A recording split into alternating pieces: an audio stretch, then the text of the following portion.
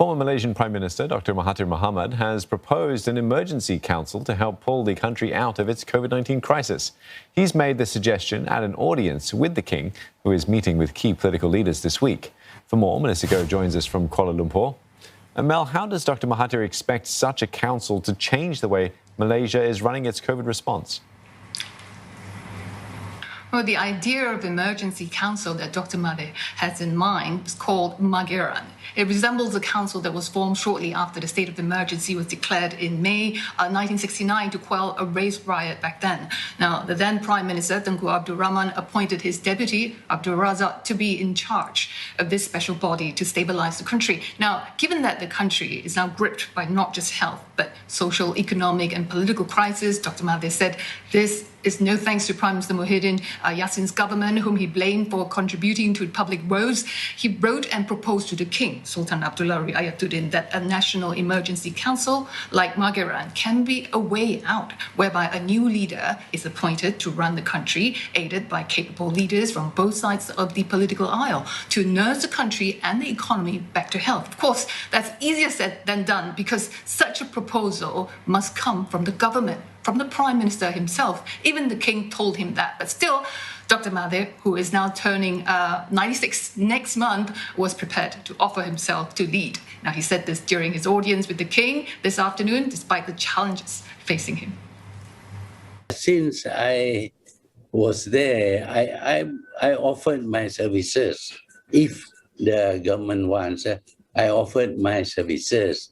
But if the Mageran can only be formed on the proposal by the government, I doubt whether the government is going to propose to have Mageran.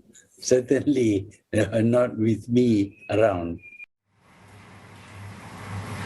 Now, although Prime Minister Muhyiddin Yassin hasn't spoken, his principal private secretary, Dr. Marzuki, has gone on social media to dismiss such an idea as unsuitable, outdated, and counterproductive. First of all, the country, he said, is not facing a security crisis.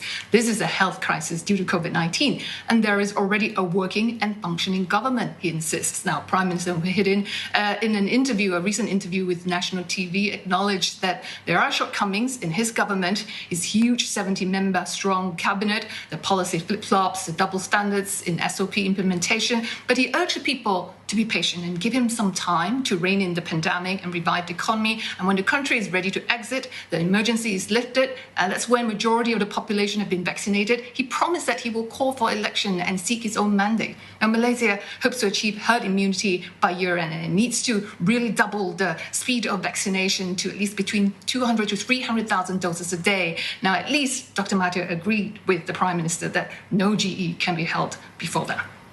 Steve? Yeah, Mel, while this pandemic is sort of carrying on as well, other opposition leaders are mounting calls for Parliament to resume. Indeed, and not just the opposition leaders, including those from Mr. Muhyiddin's largest political ally, UMNO. They are calling for the resumption of Parliament, or at least a hybrid one held partly online, so that policies can be debated by MPs and fine-tuned to better serve and help the people and support businesses that are languishing. But the problem is, once Parliament is reopened, there's nothing stopping parties interested from trying to mount another leadership challenge to unseat the government. As far as Mr. Muhyiddin's administration is concerned, it's a distraction, and that they can do without that. But that is selfish and undemocratic, and opposition Pakatan Harapan leaders, they were up in arms, speaking outside the palace today after their audience with the King. The King has told them that it's not up to him, it's up to the Prime Minister when to convene the Parliament. And they also want the emergency to be lifted after it expires on August 1st and not extended. Let's listen in. Seperti di UK, tengah-tengah pandemik paling teruk, sidang Parlimen lagi kerap.